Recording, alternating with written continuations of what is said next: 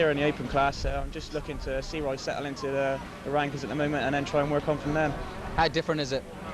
It is a lot different. The 125 I was on last year, I was struggling a lot with that, but the 250 seemed to suit me a lot better this year. So, well, I'm hoping for a good year.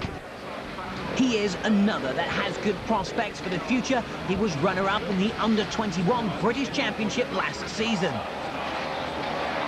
I'm hoping to get top 10, maybe top 5 a few meetings. I know, and I mean, it's everyone's dream to try and win a British Championship round, or even win the series, but just looking for maybe top 5 and then try and take a win later on in the year. Alongside Hucklebridge in the Church team is another 21-year-old, Scott Stewart Flockhart. In his 3rd year in the big league, his sights are set high on a top 5 championship finish, as well as some point scores in the Grand Prix. Yeah, well, I'm pretty pleased with my pace I've been running in practice over the off-season. My teammate Mark Hucklebridge is going really well. My Kawasaki is running great. Mike Church, the team boss, is putting an incredible amount of effort, and so have all the riders. So I'm looking for a good result in British Championship. I think I can run up in the top 8 and hopefully post some good results in the top 5. He is 3-time Scottish champ and is no stranger to international competition, spending a lot of 1996 racing in Holland. We're practicing together, and I feel like I can keep up with them no problem. So the two of us, we should be up there. But there's also riders, Paul Mellon, the winner of the championship last year. Rob Herring's been around for a long time and he's still going fast.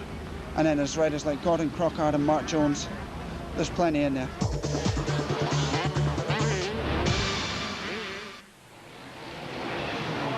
Kasself Honda teammate to Crockard is Rob Herring, 5th in the British Championship last year, but still fighting to get fully fit for this season, and time is starting to run out. Yeah, the injury, I got it the first day I was testing in America, back in February, sorry, the end of January, and I fell off and I re-broke a bone in my wrist that I broke many years ago, and I damaged the muscles on the back of my hand.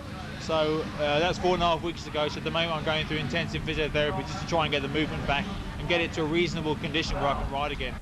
This is an extreme sport, and once the bikes hit the start, there's no time allowed for the weak. Fitness and strength are almost on a parallel with horsepower.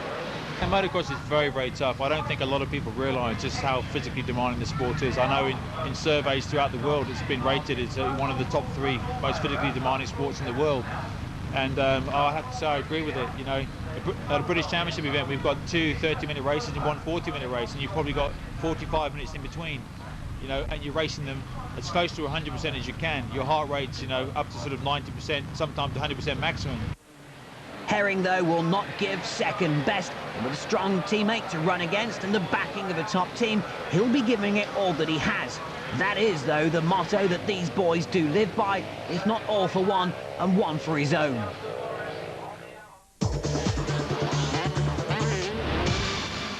So then, let's go racing. It is the end of the day at Hawkstone Park, the Open International Grand Final. This is a combination of 2 races. It is the 125s and also the Open International that are all competing for that winning position at the end of this race. They are all here. They are all ready. The mud is on the ground and it's covered with water everywhere. So too are the spectators, but they're all looking forward to this Grand Final.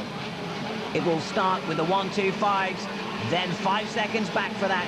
The 250s for the 500s, and it's the 125s that are away out into the field. The bikes slip away as they get on the gas to power, and the others are away now. All streaming down, heading for that first turn. There is number 1, that's Paul Maley making it through. Number 11 was through very quickly and looked to be in the lead. Grant Langston on the KTM, and look at that mud as they bogged down. Remember, this is the final race of the day. There was a rider there, we didn't see who it was that was down in the mud, but the final race of the day. Machines have been going through here all day, and conditions now are very treacherous, but it's number 11, Grant Langston, that is the leader. Then it looks to be 120 then. 120 from 1. Number 3 chasing hard into 4th place, I think it was. But 120, Brian Jorgensen chasing hard. And just backing off a little bit seemed to be number 1, Paul Malin, and through goes Smets. number 3 flying through there. There's 13 through as well. They all stream through, and disaster for 42. That's a problem for Scott Sheik. And we're back with Smets now in the 500 KTM, and Smets is now leading the race. He's got ahead of the others, and Smets is heading clearly now towards the checkered flag.